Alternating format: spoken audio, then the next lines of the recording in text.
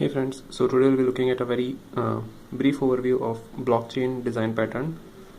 So all peer-to-peer in this pattern, all peer-to-peer connected. Peer-to-peer means all of them are acting as peers. There is no server, no client kind of relationship. There is no master, no slave. All are peers. So one node can serve another, and another node can also serve the first node.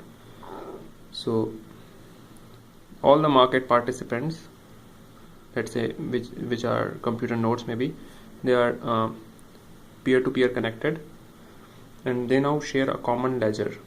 So ledger maintains the information about transactions. So earlier there were separate ledgers for each of them.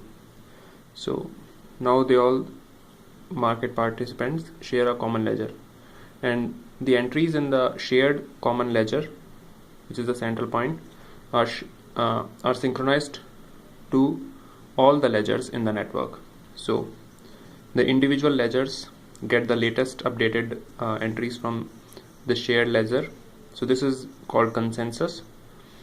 Also, privacy and confidentiality are also supported in this design pattern. They are also part of this design pattern. The shared ledger helps to remove discrepancies between business parties. Another last part of this design pattern is that each transaction can have a smart contract. What is a smart contract?